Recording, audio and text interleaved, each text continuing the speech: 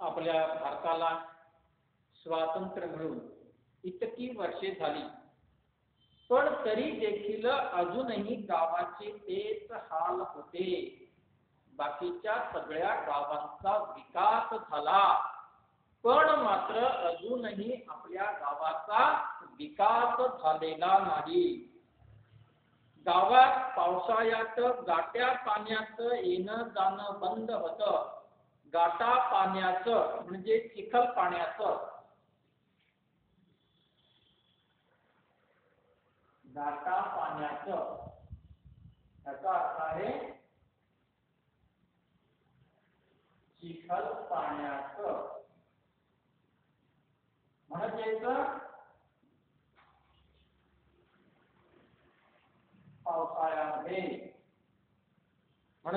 पावसाळ्यामध्ये या पावसात गाट्या पाण्याचं चिखल पाण्याचं येणं जाणं बंद होतं. बाहेरच्या तालुक्याच्या गावावरून कुणीही गावात येऊ शकत नव्हता आणि गावातून देखील तालुक्याच्या गावी कुणीही जाऊ शकत नव्हता.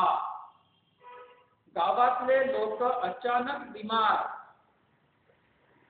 पडले तर डॉक्टर भेटला नाही म्हणून दवाखान्यात बिगर जीव सोडत होते.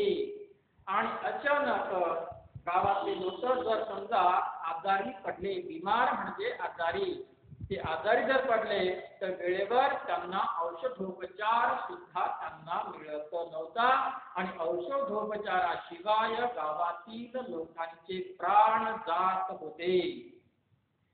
7वीच्या पुढे गावातले पोरं शिकतच नव्हते. काही मात्र शिकला जायचे, पण बहुसंख्य विद्यार्थी आता गावात शाळा नाही. चिखला पाण्याचं, थंडी वाऱ्याचं, उन्हाचं कोण जाणार शिकण्याकरता तालुक्याच्या गावाला, म्हणून बहुसंख्य विद्यार्थी मात्र 7वी नंतरच शाळा सोडून देत होते, कारण त्याले तालुक्याले जावा लागत होतं. गावातली गढी आता दर पावसाळ्यात खचत होती. आता दर पावसाळ्यामध्ये गावातली गढी आता कमी कमी होत होती. त्या गढीची माती पडत होती आणि तशी उन्हाळ्यात लोक इव्यानं खोदू, इव्यानं म्हणजे गिळ्यानं,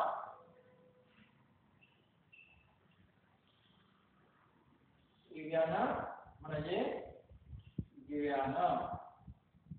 आणि तसंही मात्र उन्हाळ्यामध्ये सुद्धा लोक गिळ्यानं त्या गढीची माती ते उघडत होते आणि तिची माती उकळून नेटत होते. कशा करता? आपलं घर सारवण्याकरता. आणि तसंही उन्हाळ्यात लोक इव्यानं खोदू म्हणजे ती गढी खोदून सारोयाले म्हणजे सारवायला, सारोयाले म्हणजे सारवायला. काय सारवायचं आहे? तर सारवण्याकरता लोक ती माती गिळ्यानं गढीची खोदून नेत होते. अजूनही ते आपली झुजतच होती. अजूनही गढीचं जे कमी होणं आहे, झिजणं जे आहे ते मात्र सुरूच आहे. आणि बाण नदी भरभरून वाहत होती. तिच्या कराळीवरल्या वडाच्या पारंब्या मातीत दिसत होत्या आणि दुसऱ्या खोळा सारख्या दिसत होत्या. आता मात्र गढी मात्र उन्ही पुरी खचली होती. जवळजवळ सगळी गढी पडली होती. उन्ही पुरी खचणे म्हणजे जवळजवळ सगळी गढी ही पडलेली होती. आणि वान नदी उन्हाळ्यात बारीक होत होती आणि दिवसेंदिवस वर्षांवर्ष जातील तसं समाजाचा नदीचं जे पाणी आहे तेही आता पाणी कमी होऊ लागलेलं आहे. पूर्वी सारखे नदीला आता पूर येत नव्हते.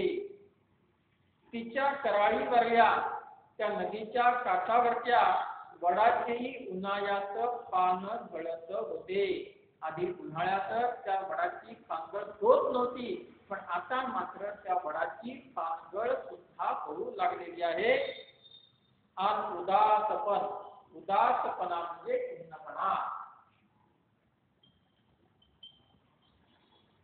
उदासपणा म्हणजेच खिन्नपणा, एक प्रकारची अस्वस्थता, असा हा जो उदासपणा आहे तो उदासपणा खिन्नपणा गावामध्ये तरंगत होता.